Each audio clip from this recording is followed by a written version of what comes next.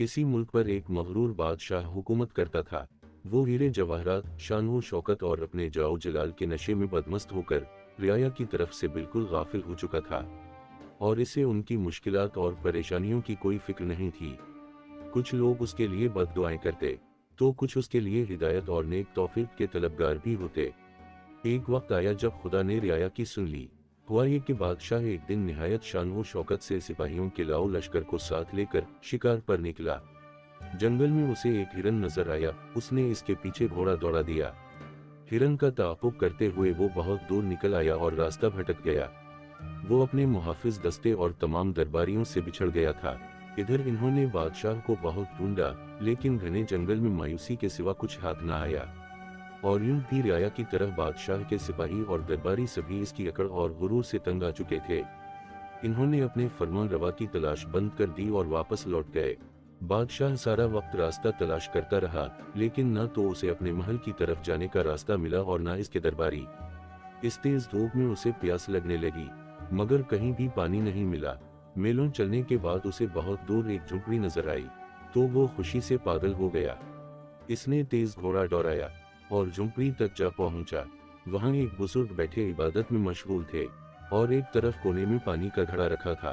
बादशाह ने बड़ी बेताबी और खुश्क जबान को बमुश्किल हरकत देकर बुजुर्ग से पूछा, पानी मिल जाएगा एक गिलास? हाँ मिल जाएगा, मगर एक शर्त पर। बुजुर्ग की पुरजलाल आवाज झुंपड़ी में सुनाई दी। मुझे हर शर्त मंजूर है, मैं इस सल्तनत का हुक्मरान हूँ, पानी पिला दो। बादशाह ने बेताबी से कहा, मगर इस मौका पर भी उसने अपनी इमारत का एहसास दिलाना जरूरी समझा था। पहले शर्त सुन लो, पानी के गिलास के बदले में तुम्हारी पूरी सल्तनत लूंगा। बुजुर्ग ने दरिश्ती से कहा, पूरी सल्तनत एक गिलास पानी के बदले? बादशाह ने हैरत से पूछा।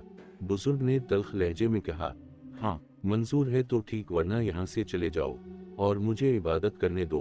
प्यास की शिद्दत से बादशाह को अपना दम निकलता महसूस हो रहा था। इसने निढाल होकर कहा, मुझे मंजूर है, अब मुझे पानी दे दें। पानी पीकर बादशाह की जान में जान आई तो वो बुजुर्ग से कहने लगा, वादे के मुताबिक अब मैं बादशाह नहीं रहा, आप मेरी जगह बादशाह हो गए हैं। आप मेरे साथ महल चलें और तख्त संभाल कर मुझे वहां से रुखसत करें।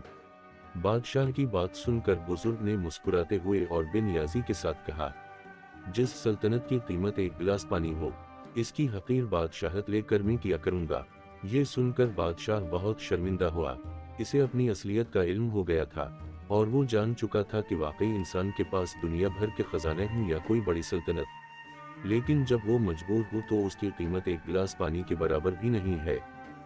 बादशाह के दिल से शान और शौकत और अपनी इमारत का सारा ज़ौक़ व शौक और हर आरज़ू गोया जाती रही। उसने खुदा का शुक्र अदा किया कि आज उसे हिदायत मिली। बादशाह ने एक अच्छे हुक्मरान के तौर पर जिंदगी बसर करने का फैसला कर लिया। तब इस बुजुर्ग ने बादशाह को घने जंगल से निकाला और महल तक पहुंचाया।